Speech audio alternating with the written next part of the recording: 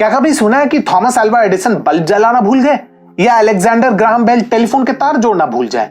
यदि नहीं तो इंग्लैंड में आपका स्वागत है। एक ऐसा देश जो शायद दूसरों की मेहनत से कमाई गई संपत्ति को लूटने में ही कुशल है, लेकिन इसके अलावा हर क्षेत्र में फिसड्डी है, चाहे वह युद्ध हो, व्यंजन हो या फिर अपने ही रचित खेलों में अपना कदी बचाना क्यों ना हो।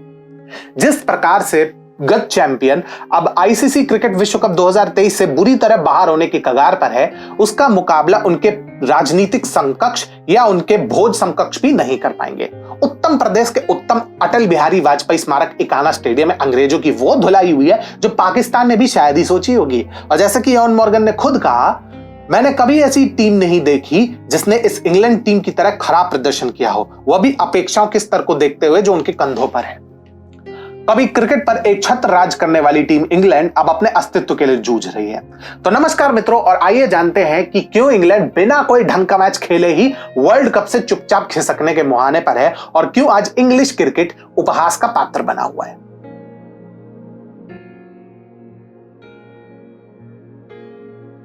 एक समय खेल के आविष्कारक होने के नाते इंग्लैंड में क्रिकेट उतना ही सामान्य था जितना पार्क में टहलना या अपने आंगन में चाय की चुस्की लेना। ऐसा लगता था जैसे ये लोग हाथ में बल्ला और गेंद लेके ही पैदा हुए थे और उनकी क्रिकेट प्रतिभा उनके राष्ट्र के ताने बाने में बुनी हुई एक अद्वितीय विरासत थी।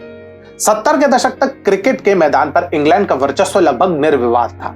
उन्हें उन्हीं के क्षेत्र में हराना लगभग असंभव माना जाता था। वे पिच के राजा थे और उनके प्रशंसक इसके साथ आने वाली महिमा का खूब आनंद लेते थे। इंग्लैंड का प्रभुत्व तो ऐसा था कि जब वेस्ट इंडीज ने प्रथम विश्व कप जीता, तब भी आगामी दौरे पर तत्कालीन कप्तान टोनी ग्रेग ने घोषणा की कि इंग्लैंड वेस्ट इंडीज को जमीन पर नाक रगड़ने पर मजबूर कर देगा। परंतु क्रिकेट के भगवान के भी अपना सेंस ऑफ ह्यूमर होता है। अहंकार से भरी वह टिप्पणी शाब्दिक और आलंकारिक दोनों तरीके से भारी पड़ी। धीरे धीरे इंग्लैंड ने टेस्ट और एक दिवसीय अंतरराष्ट्रीय क्रिकेट दोनों पर अपनी मजबूत पकड़ को खो दिया। अब जैसे ही हम 21वीं सदी में कदम रखते हैं, हम देखते हैं कि एक समय की शक्तिशाली इंग्लिश क्रिकेट टीम रोने धोने वालों के झुंड में तब्दील हो गई है। वे उंगलियां उठाने में तत्पर है और खेल कौशल के बारे में विलाप करते फिरते हैं, जबकि स्वयं इसका इनसे दूर दूर तक नाता नहीं। पिछले ही वर्ष जब दीप्ति शर्मा ने अपरंपरागत मार्करिंग पद्धति, जो ईर्ष्यालु अंग्रेजों द्वारा मंकरिंग भी कही जाती है, का उपयोग करके एक अंग्रेजी बल्लेबाज को आउट किया, तो अंग्रेजी क्रिकेट समुदाय ने हमारे देश पे धावा बोल दिया। उन्होंने हमें असभ्य, खेल कौशल के लिए अयोग्य कहने तक में कोई कसर नहीं छोड़ी। बाजी उल्टा चोर कोतवाल को डांटे। और शिष्टाचार की बात भी कौन कर रहा है? वह जो एक दमदार प्रतिद्वंदी को देखते ही गाली गलौज पे उतर रहे हैं, या वो जो बाउंड्री काउंट के आधार पर विश्व कप जीता हो। अभी तो हमने फुटबॉल में मैच हारने पर इनके प्रशंसकों के नौटंकियों पर चर्चा भी प्रारंभ नहीं की है। यूरो कप के दंगाई याद दिलाऊं क्या?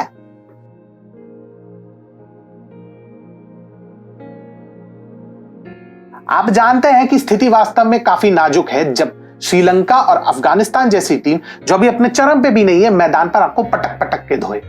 आप स्वयं सोचिए, इस विश्व कप में इंग्लैंड किसे पराजित करने में कामयाब रही? बांग्लादेश, एक ऐसी टीम जो शायद इस बार मिनोस के खिताब की एकमात्र हकदार है, क्योंकि नीदरलैंड्स और अफगानिस्तान जैसे देशों ने भी इन दोनों टीमों को टीम स्पिरिट और क्रिकेट में मीलों पीछे छोड़ा है। यहां तक कि 2019 आईसीसी विश्व कप में टीम को तुक्के से जीत दिलाने वाले कप्तान इयान मॉर्गन भी अपना सर खुजला रहे हैं। उनके अपने शब्दों में, टीम के भीतर कुछ ऐसा है जो निश्चित रूप से अस्थिर है। वे जिस पद्धति का उपयोग करने की कोशिश कर रहे हैं और उनके नुकसान की पर्याप्त प्रकृति को देखते हुए ये चेंजिंग रूम में मनोबल और उनके आत्मविश्वास पर सवाल उठाता है।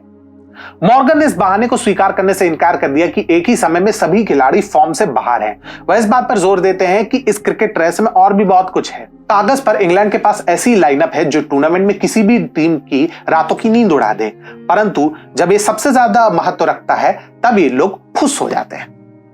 वैसे भी सोशल मीडिया पे कई जगह अफवाहें सुनी थी और ये तंज सुना था कि लंदन हैज फॉलन। अब मैं पूरी तरीके से इसमें विश्वास नहीं रखता कि ये सच है या नहीं, परंतु अगर क्रिकेट में देखें, वो भी जिस तरह से भारत ने इकाना स्टेडियम में इंग्लैंड को 100 रन से हराया, तो एक बात तो माननी पड़ेगी, लंदन हैज फॉलन।